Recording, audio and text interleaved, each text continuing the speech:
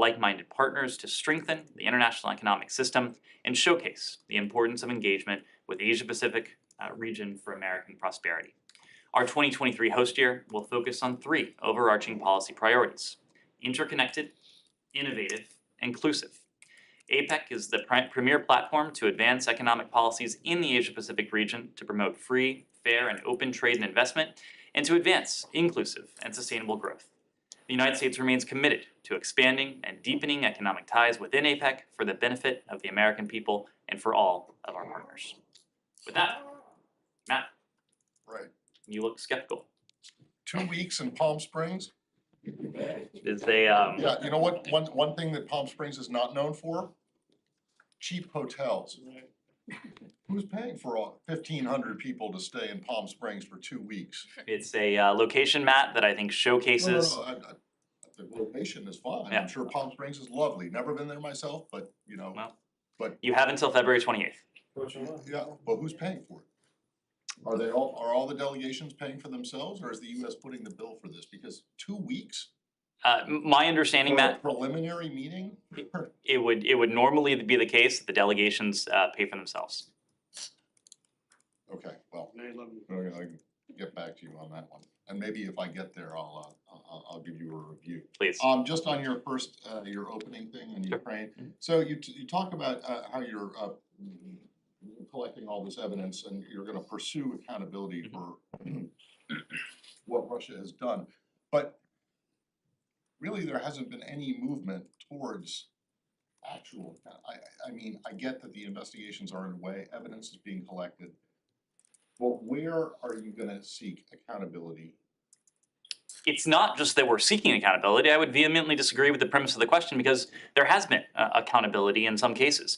You look at what has. No, yeah, like a very limited number of Russians have been convicted in Ukrainian courts, but what you're talking about now is something beyond that, isn't it? Yes, and I will come to that. But one, I wouldn't want to underestimate the effectiveness of what the Ukrainian Prosecutor General in that office is doing. When you look at the jurisdictions that have the wherewithal, have the capability, have the basis to pursue, to try to convict individuals for war crimes in Ukraine, we are looking to the Ukrainian Prosecutor General to continue that important work, and we're supporting that work. Now, you are raising a broader question about other venues and other fora where we are also seeking accountability. We're doing these things simultaneously. To support all of those efforts, we have undertaken a number of steps. Together with the EU and the UK, we announced last year that we established the Atrocity Crimes Advisory Group to provide advice and operational assistance to Ukraine's Prosecutor General. I know that you've done a lot of this stuff, but where exactly is the accountability going to happen? It will. The accountability will continue to take place in Ukrainian courts. That part is sure. We're also supporting other venues that have the potential to bring war criminals to justice. Among the mechanisms that we're supporting is the ICC. We're supporting the Commission of Inquiry that's been established within the UN, that we helped to establish within the UN. The OSCE's Moscow mechanism has been an important instrument to shine a light and to put consensus behind what is becoming increasingly clear regarding what the Russians are doing inside of Ukraine. All of these are part and parcel of a much broader push to pursue and ultimately to secure accountability for those who are responsible for what are war crimes in Ukraine. Now, these can be processes that can take time. They may not be satisfying in the moment. They may not seem sufficient in the moment, but we know that justice can take time. We are prepared to play the long game when it comes to accountability. We may continue to see trials of those who are had been relatively unknown, obscure. That will continue to be the case, but we are committed to doing everything we can to follow the evidence up the evidentiary ladder, leading to wherever it leads. I think that history has proven that these mechanisms can be effective, going after even the senior-most figures when there is appropriate evidence. The report identifies 12 individuals that the U.S. government has not sanctioned yet. Are you planning to sanction? We are always looking at individuals who may be responsible for war crimes, for atrocities inside of Ukraine. Just because we have not sanctioned an individual to date says nothing about any future action that we may take. When we put together sanctions packages, we look across the full realm of information that's available to us. In many cases, that will be information that is known to the US government, that is otherwise private, maybe classified in some instances, but we also look at open source information. And what the Conflict Observatory has produced and released today is a compelling and exquisitely documented piece of open source reporting, a comprehensive open source report that we can use, that other fora can use going forward for their own accountability efforts. They have followed best practices in terms of putting together, documenting precisely the sources, making sure that the information that they've produced is admissible, whether in national courts or other multilateral venues. It is a product that will be useful not only to us, but to institutions and to organizations around the world who share our goal. Sean. Can I switch topics? The earthquake. Sure. Syria, you spoke at length about this yesterday, like there have been developments since the opening to more border crossing. Do you have any general reaction to that and the impact, and also the situation with insurgent groups? Some of them have been enthusiastic about having even directly through the territories. Sure. And I know that our ambassador to the UN, Linda Thomas-Greenfield, spoke to this earlier today as well. But what you heard from me yesterday as this was emerging, what you heard from Ambassador Thomas-Greenfield this morning is that we very much welcome the UN diplomacy. We take note of the regime's arrangement with the UN to use the Bab al-Salam and Al-Rai crossings as our focus remains on helping people in need, helping all people in need. Of course, our Turkish allies, but the people of Syria as well. To that end, we welcome the news that some UN aid moved through the Bab al-Salam and Al-Rai crossings today, and we look forward to receiving more from the UN about how this arrangement is playing out on the ground. When it comes to the various groups inside of Syria, first, let me just reiterate the broader point. Our focus right now is on saving lives, our focus is on doing as much as we can to see as much aid as the international community can muster, both in Turkey and making its way into Syria. We have called for unhindered access to this aid. We have made that call when it comes to the regime. We've made that call when it comes to opponents of the regime. Everyone should put aside their agendas and affiliations in service of one pursuit and one pursuit only, and that's addressing the humanitarian emergency, the humanitarian nightmare that's unfolding in parts of northwest Syria. Let me just follow. Sure. You are. Just on Turkey, Ned, can you give an update on what exactly the USA team is doing there right now? You said our focus is saving lives, but unfortunately it's day 9 now. So, like, I mean, how is their mission going to evolve going forward? Sure. So as we've talked about this mission to date, we've talked about the search and rescue, the urgent search and rescue function of it. Of course, this operation will continue to evolve as we get further away from the first tremors and the earthquakes that shook large swaths of Turkey and Syria earlier this month. But as you know, Myra, we responded immediately in the aftermath of these earthquakes. We deployed the disaster assistance response teams within hours. We announced last week that we're providing an additional $85 million above and beyond our initial response. We deployed these urban search and rescue teams with nearly 200 members, 12 dogs, 170,000 pounds of specialized equipment. And the new funding that we announced last week will support our broader response efforts. And by the way, those components are intended both for Turkey, but also for use in Syria as well as appropriate. As these search and rescue teams continue expanding their search across all hard-hit communities in Adıyaman, we'll continue to work as hard as we can to search for survivors. There have been stories, even though we are in day 8 and 9 in recent hours, of people almost miraculously being pulled from the rubble. We are not going to give up hope. We are not going to relent in our commitment to doing everything we can to save every single life that we can. But we are planning beyond this initial stage for the longer term needs of survivors and their communities as well. We know that the people of Turkey and the people of Syria over the much longer term will need shelter, food, medical supplies, and clean water. And our partners, we and our partners are already working to provide this critical support. The State Department is working through UN agencies and NGOs to provide emergency assistance on both sides of the border in both Turkey and Syria, including providing hot meals, water, medical care, non-food items such as blankets and hygiene kits, temporary shelters, and structural engineers. The international community also has a collective moral obligation to do all it can.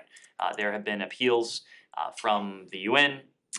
We have put out our own appeal. We've made an appeal to the American people, knowing that this is a response effort that will need to transcend any single country, any single government, and will really need to involve the entire international community.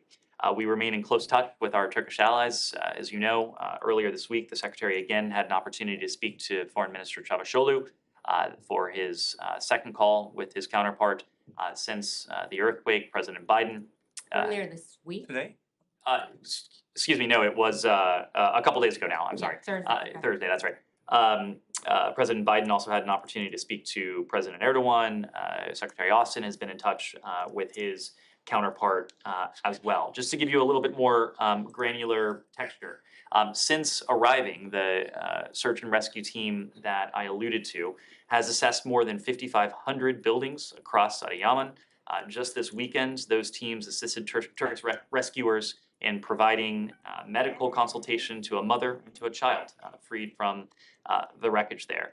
In Syria, our humanitarian partners have been responding since the earliest moments, and we've been, as you know, the leading humanitarian donor to Syria over the course of this now 12-year civil war. We provided $15 billion over the course of that conflict, which in the first instance allowed a number of NGO partners to be present on the ground and to begin that response just as soon as the earthquake struck.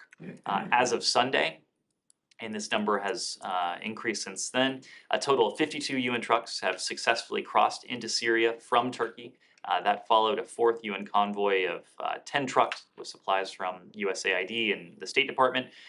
We know this every single truck that makes its way across is welcome, it is needed, but it is insufficient. And we are going to continue to do all we can to see as much assistance flowing, again, to both sides of the border. Can I just follow up on Syria? Now, there are no American teams on the grounds in Syria doing search and rescue. Are there? We are operating primarily through our humanitarian partners on the ground. But no actual American teams that, because the other teams I think are probably folding up and leaving, especially from Turkey and so on. Now, two things. How do you monitor what's going on in terms of search and rescue in Syria and let's say a number of casualties, or how it's coming along? How do you keep track? Saeed, even before this earthquake, we were in daily contact with our humanitarian partners on the ground in Syria.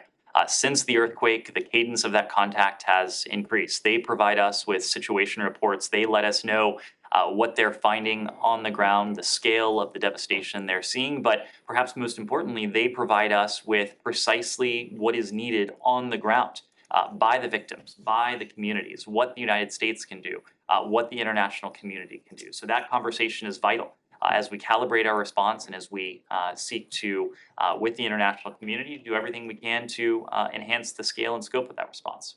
So, but there is an area that is under the control, one way or another, of the United States. Are there, movements from that area to a tricky area and so on? I don't think it's a fair assessment to say that there are regions of Syria that are under control of the United States. There are regions of Syria that are disputed, that are not controlled by the regime, but the United States is not in control in those areas. I was saying that there is some military presence in Syria, and from that area, is there movement between that area and the stricken area? In terms of maybe trucks or It's what we're calling for. We want to see unhindered flow of humanitarian goods, humanitarian supplies to opposition-held areas, to regime-held areas, and to areas where there may be both actors present. We want to see humanitarian supplies have full and free mobility across Syria to where it's needed most. And since, I'm sorry, since the Department of the Treasury issued its, lifted its restriction and so on, how has that impacted the situation? Do you have any way of assessing that in the last 4 or 5 days this happened as a result of that decision? It's a question, Saeed, that's difficult to answer because it involves a counterfactual. What would not have happened had it not been for the issuance of that general license? What we can say is that Treasury and the administration thought it important to issue that general license to leave no doubt in the minds of any of those who would seek to assist the people of Syria. That our sanctions are not targeting humanitarian assistance. They will not be penalized for providing humanitarian assistance. And to the contrary, we are encouraging the world to provide humanitarian assistance, to follow the lead of the United States that over the course of the past dozen years has been the world's leading humanitarian provider to the Syrian people. We want to see countries, we want to see aid organizations, we want to see private individuals do everything that they can to help the people of Turkey and the people of Syria. May I follow Sure. up? Here's the point about, have there been any contacts with the Saudi? I'm not in a position to speak to any high-level contact, and I couldn't say what may have happened at a lower level, operational level on the ground, for instance. But the message that we're sending to the Assad regime is precisely what I said. We are seeking to assist the Syrian people first and foremost. We want to see aid flow unhindered between parts of Syria and across the border into Syria. Do you want to change the topic? Two questions on this. Is the U.S. considering using its military bases in Syria for aid? We're going to do what is needed most, and if there's an appropriate role for any installations in the region that we control to be a part of that response, we are absolutely determined to do that. As you know, our base in Incirlik has been an important hub for our response effort inside Turkey, and a response effort inside Turkey that has enabled us to continue to flow humanitarian assistance across the border into Syria. If there's a role to play for any installations inside of Syria, obviously that's something we'll take a close look at. And Secretary Blinken has met with the UAE Foreign Minister an hour ago. Is there any connection between his visit last week to Damascus and his visit today? And did he discuss with him Austin Price case? We will have a readout of their engagement later today, but I'll say a couple things. Number one, the UAE is a partner of the United States. We share a number of important interests, and so we always avail ourselves of opportunities to meet with our Emirati counterparts, in this instance, the foreign minister of the UAE, ABZ. There were a number of topics on the agenda. They'll discuss the Negev process, as you know. The UAE has been a part of the Negev process since its inception. Staying in the region, they'll discuss tensions between Israelis and Palestinians, steps that the international community can take to support the parties as they seek, we hope, and we are encouraging them to de-escalate the situation. We're also going to, well, and I should say they presumably discussed, I haven't gotten a full readout, but it's my expectation that they will have discussed broader regional challenges, including the challenge of Iran. When it comes to Austin Tice, we are and we have consistently pursued every channel to seek to effect his safe return to his family. Austin is on our minds in every engagement in virtually every region. And so we've discussed this case with a number of countries in the region, and we're going to continue to keep a focus on it to see his safe return. Yes. Changing topic. Sure. On Iran, yesterday you were asked, Ned, about the coming together of a number of prominent Iranians in exile, joining hands to get together to prepare for a time when there is no Islamic Republic in Iran. And you said that the Biden administration is listening to the Iranian diaspora and wants to hear their views. What has changed that you're now openly saying that you want to hear from the Iranian diaspora? We've consistently said that. I'm not aware of a time where we said we don't want to hear ideas from stakeholders. We don't want to hear ideas from the Iranian diaspora. That has always been our view. It's why within a couple weeks of the start of this movement in Iran, the secretary was meeting with members of the Iranian diaspora. The deputy secretary was meeting with members of the Iranian diaspora. We undertake that, recognizing that no one, certainly not the U.S. government, but no one other than the people in Iran can claim to speak for the people in Iran. Well, only they can do that. But diaspora communities from regions near and far have important linkages back to their home countries. That's certainly true in the case of Iran. We've consistently wanted to hear from the diaspora community. Does the Biden administration now agree with the Iranians, both inside and outside, that the Islamic Republic cannot reform itself and there needs to be a regime change? This is a question that is not for us. This is a question that is for the people of Iran. We are listening to the people of Iran. We are hearing ideas from, in this instance, the diaspora. And we're seeking to find ways to support their movement and their aspirations. But it's a question for them to answer, not for us. A couple of more short ones. Iranian president is in China, as you are aware. The Iranian media are now saying that there's talk about resuming negotiations, nuclear negotiations, and that they will be in touch soon or something like that. Is the State Department willing to, or the Biden administration willing, should there be a proposal on this, on meeting and resuming and finalizing? Administration go through with it, given what's still going on in Iran?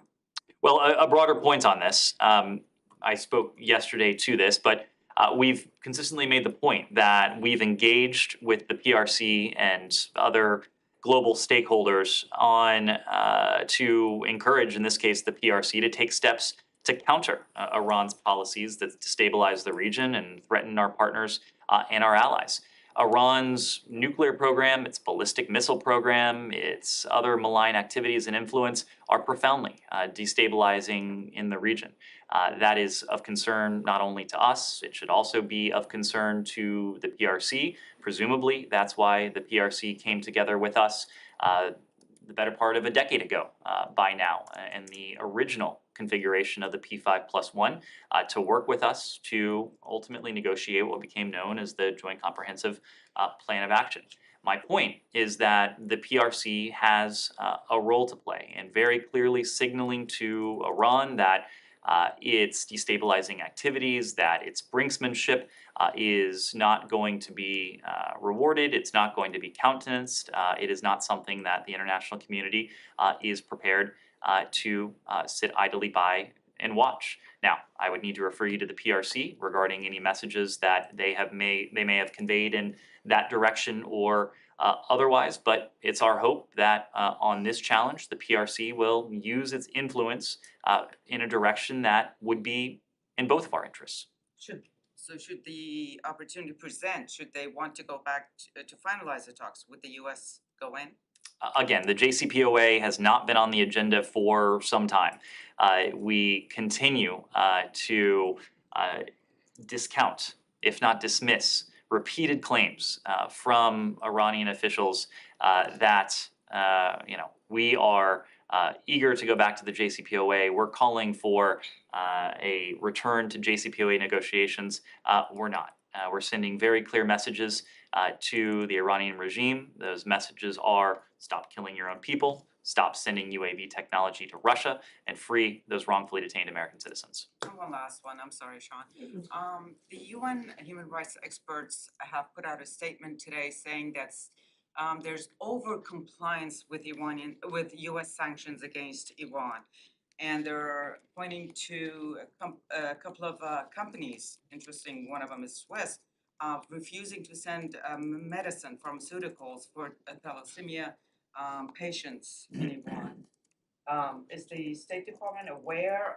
I'm sure you have always said that you work with other countries, tell them about humanitarian assistance. When it comes to sanctions compliance, we're concerned about both ends of the spectrum. We're concerned about undercompliance when it comes to Iran. We're concerned about overcompliance because in some cases it will have, could have implications for the Iranian people. And of course, our sanctions don't target the Iranian people. Our sanctions are a means to an end, not an end of themselves. And the end in this case is centered on Iran's nuclear program, its ballistic missile program, its human rights abuses, its destabilizing actions in the region. So of course, we have not imposed any authority that would have humanitarian implications on the Iranian people. Our sanctions regimes have humanitarian carve-outs. We go through them systematically to make sure that there is not proviso or a detail that could be seen or interpreted to limit the flow of what should be humanitarian assistance to people around the world. That includes in Iran. We engage with private companies, we engage with private entities, we engage with countries all the time to emphasize that message that our sanctions are not punitive. We do not want to see whether it is countries or companies limiting what they're prepared to do to support the needs of the Iranian people or people around the world who may be subject, whose countries may be subject to our sanctions. Sean? Could I go to India? Do you have any comment on tax investigators reading the BBC office? This comes, of course, after a documentary by the BBC that was banned by the Indian government. Sean, we're aware of the search of the BBC offices in Delhi by Indian tax authorities. I would need to refer you to Indian authorities for the details of this search. Beyond this discrete action, what I'll say more broadly is the general point that I've consistently made in this context, but in the universal context as well. We support the importance of free press around the world. We continue to highlight the importance of freedom of expression and freedom of religion or belief as human rights that contribute to strengthening democracies around the world. It has strengthened this democracy here in this country. It has strengthened India's democracy. These universal rights are the bedrock of democracies around the world. Just to tie those two strands together, talking about the importance of a free press, do you think that this action went against that spirit or the banning of the document? I couldn't say. I couldn't say. We're aware that we are aware of the fact of these searches, but I'm just not in a position to offer a judgment. Yes, go ahead. On Friday, you announced the candidacy of Professor James Cavallaro to the Inter-American Commission on Human Rights.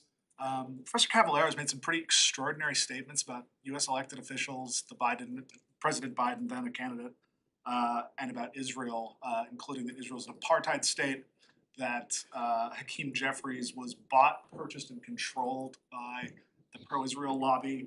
He wrote of then candidate Biden that he's a senile gaffe machine. Did you know about these tweets when you announced his candidacy? Let me make a point that should be obvious, but it's worth making nonetheless. His statements clearly do not reflect U.S. policy. They are not a reflection of what we believe, and they are inappropriate, to say the least. We have decided to withdraw our nomination of this individual from to withdraw his nomination to serve on the Inter-American Commission on Human Rights. And I think, judging by some of the statements that have since been uncovered, it is fair to conclude it in fact is true that we were not aware of these statements and writings that he produced. Yes. Hold on, just on that. Sure. This happened, I first became aware of it, the withdrawal about 90 minutes ago or 2 hours ago. Can you say exactly when? I understand he was here in the building today, or at least had a meeting with, when did you inform him that you were withdrawing his candidacy, his nomination? These writings and statements I became aware of them only very No, recently. when you became aware, when did you make the decision? Because the person who asked the question just now didn't seem to know that the candidacy had been withdrawn. Maybe they did, I don't know. We came to this conclusion today, and Yes, but we informed what the professor today within recent hours. Like, what time is it now? Matt, I can't tell you exactly what time we informed him, but Sometime between 9 and 12? ish, yes. Sure, Said. Thank you. Moving on to the Palestinian issue. Channel 13, the Israeli Channel 13, claims that the Israeli officials at the highest level informed the Biden administration at the highest level that every time there is going to be an attack, they will expand settlements, legalize no outputs and so on. And that's one claim they made, and the other they said that they were actually going to legalize 14 settlements, not 9, but due to your push or whatever, they backtracked to 9. Can you confirm this report? I'm not in a position to confirm that report, nor would I speak to any private conversations we've had with our Israeli partners. But what I can tell you is that in all of our private conversations, the messages we convey have been precisely those messages that you heard from me yesterday, that you've heard from us routinely every time this question is asked. We are opposed to unilateral measures that have the potential to exacerbate tensions and that can move us further away from a negotiated two-state solutions. We are opposed to any unilateral measures that, put simply, can be an obstacle to peace. There is no question in the minds of our Israeli interlocutors, I would imagine, about where America stands. We made that very clear in our statements yesterday. You probably saw the multilateral statement that we released today with some of our European allies as well. And the other thing, if the Israelis make good on their promise to do this, would that amount to collective punishment in your view? Saeed, I'm just not going to engage in a hypothetical on something that I certainly am not in a position to confirm. Okay, and lastly, Israel has denied Palestinian peace activists from entering. Do you have any comment on that? Are you aware of the report? Do you have any comments? I am aware of the report. We're looking to gather further information on any new regulations. But broadly speaking, we understand the very real security challenges that Israel faces. We've noted before that it is important that civil society and humanitarian organizations based in the West Bank and Gaza, as well as in Israel, have the space to carry out their important work. Thanks, Alex. All right, let me move around. I'll come back to you. Yeah, go ahead. Excuse me, I was going to ask already, and then you just. I will get to you next. Yes, go Thank ahead. you so much for taking my question. So today, Deputy Secretary Sharma had a meeting with Japanese Vice Minister Modi this morning, and it seems like Japan was being monitored by a Chinese spy balloon. In that meeting, was there any conversation they discuss about joint effort for against Chinese spy balloon? Sorry, could you repeat the last part of your question? I didn't catch that. In that meeting with Japanese Vice Minister, Secretary, Deputy Secretary Sharman, they had any conversation with discuss about Chinese balloon, joint effort. Chinese balloon, you said? Yeah, Chinese spy balloon. Chinese spy. We'll have a readout if it hasn't been issued already of the deputies meeting that took place earlier today. But as you know, she had an opportunity yesterday to engage trilaterally with her Japanese and ROK counterparts in the context of that session, both yesterday and today. She's held bilateral sessions with her Japanese and ROK counterparts. Again, the readout will provide a better sense of the meeting, but in virtually all of our engagements with our Japanese and ROK counterparts, we discuss our shared vision for a free and open Indo-Pacific region. We also discuss the challenges to that shared vision of a free and open Indo-Pacific. The PRC presents a challenge to that vision on a number of fronts. Without speaking to the deputies meeting today and yesterday, we have discussed our profound concerns with a number of countries, including a number of countries in the Indo-Pacific region, regarding the program of which the high-altitude surveillance balloon that we detected and ultimately disabled last week was a part.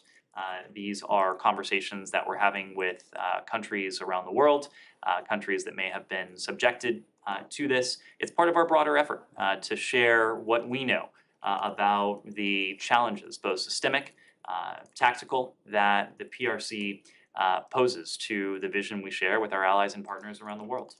Can I just briefly follow up on that? Sure. Just more directly, the Japanese Defense Ministry, I think, just today said that they do have evidence of reported Chinese surveillance balloons going over its territory in recent years. Do you have any reaction directly to that? Does that match what the U.S. sees? Do you see a particular threat to Japan? Beyond what we've said publicly, namely that this was a program that over the course of several years spanned 5 continents and some 40 countries, we are going to let individual countries speak to what they may or may not have been subjected to. In many cases, we have had direct conversations with our partners and allies to impart to them, if they did not already know, what we have in our possession regarding this particular program. If they wish to share those details, that is their prerogative, but we're going to defer to individual countries. Yeah, Shannon. Thanks. We saw Beijing today double down on those claims that the U.S. is flying spy balloons over their country. Of course, administration officials have flatly denied that. Does the State Department concern that the Foreign Ministry continuing to push forward those so far baseless claims might further deteriorate the relationship between the two powers and not prove constructive towards working to get closer to a meeting between Secretary Blinken and his counterpart? So a couple points on that. First, there is no question that the PRC is operating from its heels at the moment. The PRC is facing questions, legitimate questions, from a number of countries around the world regarding this high-altitude spy balloon program that we've detailed in recent days. Countries have every right to take up with, in this case, the PRC, the issue of having had their sovereignty violated. I can't say specifically what countries the PRC is hearing from, but it's quite clear that they are under some pressure, as we expect they might be, given the scope and the scale and the brazen nature of this program, which, again, violated the sovereignty of dozens of countries around the world. We always like to encourage constructive dialogue. We encourage constructive dialogue in our private bilateral conversations, but we also encourage constructive dialogue in terms of public messaging. And the use of misinformation, disinformation in some cases is not something that we do. What we have been focused on in recent days has been fact-based. We've been laying out as much as we can in public what we know, and when it comes to this particular program, the scope and the scale of that program. We think it's important for us to engage in this fact-based dialogue in just a simple, straightforward way out of transparency for the American people, but again, to leave our allies and partners equipped with what they need to know about potential violations of their sovereignty. When it comes to the PRC, our position hasn't changed. With the lines of communication with the PRC remain open. We want to see that continue to be the case. We think it's important at all times. It's especially important at times when tensions may be somewhat higher. We think we should handle this responsibly. We have attempted, again, to model the responsible reaction that we would like to see from countries around the world in instances like this, knowing that this incident is rather unique. We've acted responsibly, we've acted prudently, we've acted in an abundance of transparency. Again, not only for the American people, but for people around the world. Yeah, Alex? Thank you. On Russia, make the department's reaction to increasing concerns over Russian potential trying to topple leadership in Moldova. Ukrainian president spoke to that. Moldovan leadership spoke to that. Russia denies it, but they also were denying, meddling into the U.S. election. But we heard Prigozhin admits, his link to election meddling for all factors. So, Alex, on this, we're deeply concerned by reports of a plot by Russia to destabilize Moldova's democratically elected government. Russia has a long history of malign influence, both in Moldova and the region. And as such, we've worked closely with Moldova to build its political resilience and to counter long-term efforts by Russia to undermine Moldova's democratic institutions. We firmly support Moldova's sovereignty and its territorial integrity. Russia's recent violations of Moldovan airspace to launch missile attacks on Ukraine are an unacceptable risk, and they demonstrate blatant disrespect for Moldova's sovereign territory. That said, at this time, we continue to see no direct military threat to Moldova. We've been in close contact with our Moldovan partners during this critical time. We strongly support the leadership of Moldovan President Maia Sandu, and we look forward to continuing our cooperation with the new Prime Minister and cabinet once that government is formed. We remain firmly committed to assisting Moldova as it pursues the political, economic, and anti-corruption reforms needed to build on the European future it seeks. And any reaction to Prigozhin's statement on, his links to the U.S. election meddling troll factory? So just as I was telling your colleague that we don't engage in disinformation, misinformation, we do everything we can not to provide it a microphone. So I'm just not going to comment on that. My Yes. last question on Azerbaijan, and let me follow up on your Saturday statement on the case of Bakhtiar Harfiyev. As I understand, the secretary 2 weeks ago raised his case during his phone call with President Aliyev. Am I right? Again, we issued a readout of that call when the secretary engages with his Azerbaijani counterpart. They discuss a broad range of issues. They, of course, discuss Nagorno-Karabakh. They discuss regional issues. But there's also a broader conversation on human rights and the emphasis that we place on human rights and the notion that by strengthening human rights in any country, including in Azerbaijan, that in turn strengthens the bilateral relationship we have. As you mentioned in your statement, his health is worsening. Is the United States government willing to hold those responsible accountable if something happens to him in jail? He's in hunger strike for almost 40 days. Of course, when someone is imprisoned, in this case for political reasons, it is incumbent on the authorities to provide medical care, to provide for the humanitarian needs of this individual, and of course, just as we said in other contexts, those who are holding him are ultimately responsible for his welfare and his well-being. Yes. Media reports suggest that previous Chinese surveillance balloon efforts have collected information on military assets in India as well. Have there been any conversations or information sharing between the U.S. and India regarding this? We have engaged in conversation on this topic with dozens of countries around the world, with the countries that have been directly affected by this, countries that may have an interest in something like this, countries that could one day be subjected to something like this. We're just not going to name those countries for reasons that may be self-evident, but we're having these conversations privately, and we're sharing those details with our allies and partners around the world. Yeah. A question on Haiti, Ned. As of tomorrow, Caribbean leaders are coming together to talk about the human crisis, the people fleeing Haiti. Can you give us an update on the situation on the ground and what the U.S. is doing trying to help? Sure. So we have, as you know, been engaged in an effort to help the Haitian people for some time now.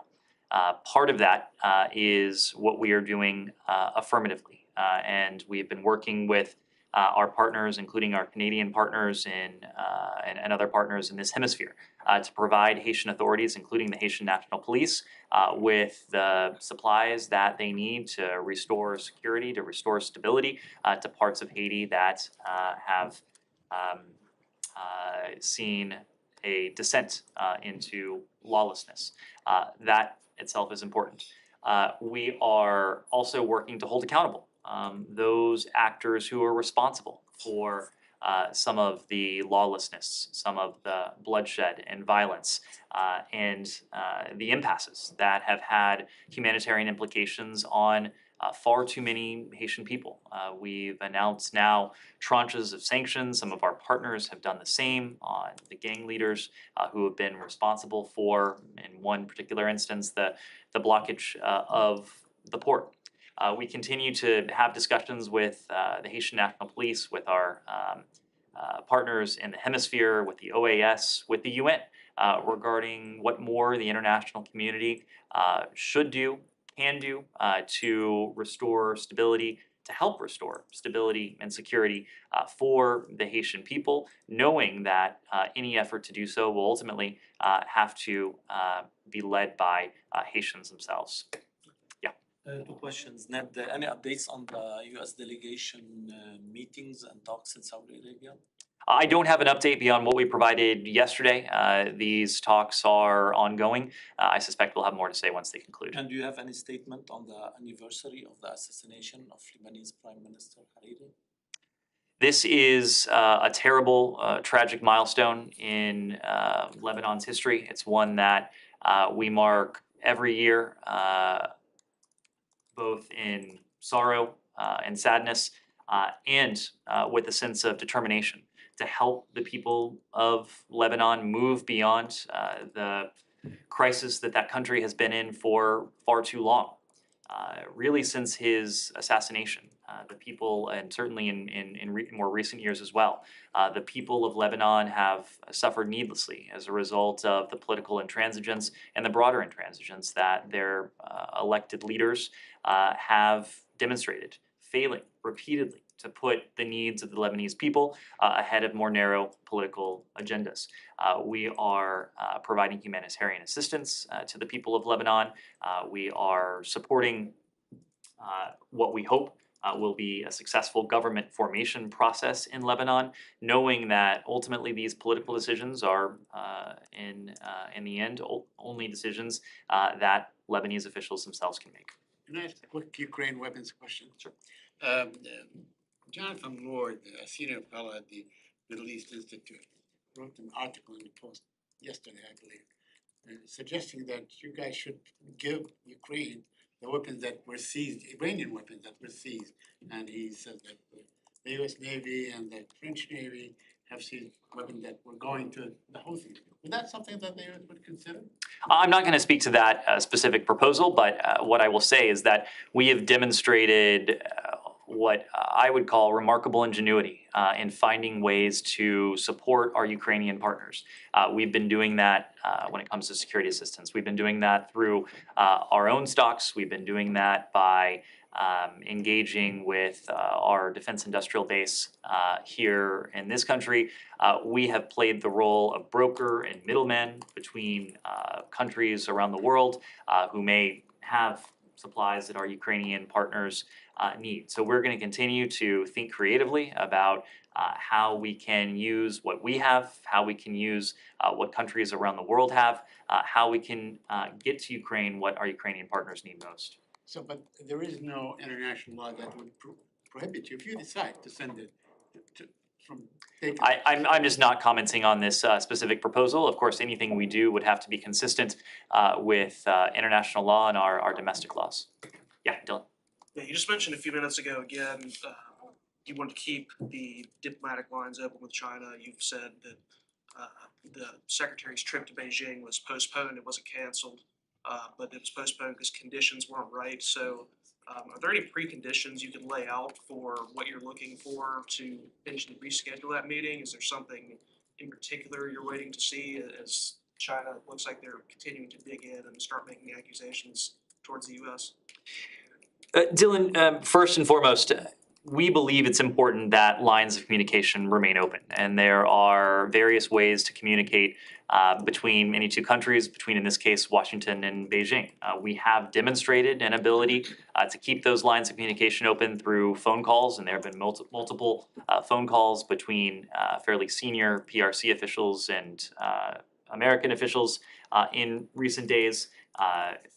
We have spoken before, and we've previously met with PRC officials in third countries. Secretary Blinken was prepared to travel to Beijing to have a broader discussion with several PRC counterparts as a follow-up to the meeting that President Biden and President Xi had in Bali of last year. I'm not going to spell out publicly any specific preconditions for what it might take to get that meeting back on track, but we believe that it is up to the PRC to show that it is serious about being a responsible country that wants and is positioned to build on the meeting that President Biden and President Xi had in November of last year. Secretary Blinken's meetings that were to have taken place a couple weeks ago now were to have been an extension of that.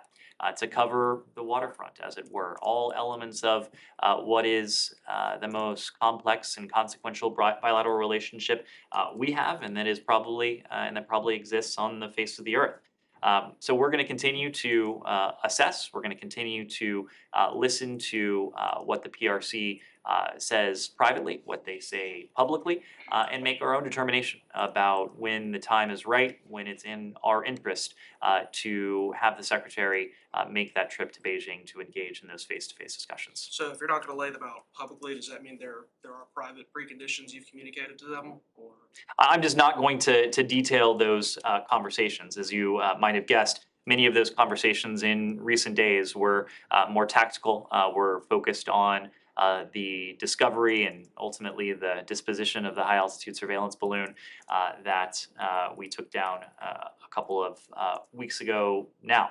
But the message that we convey to the PRC in private is precisely the message that I conveyed in public. It is incumbent on the PRC to act responsibly, in every realm.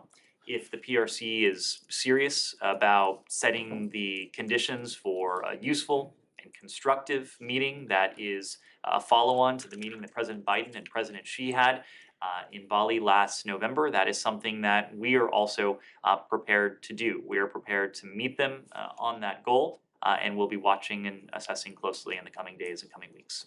Thanks very much. Thank you.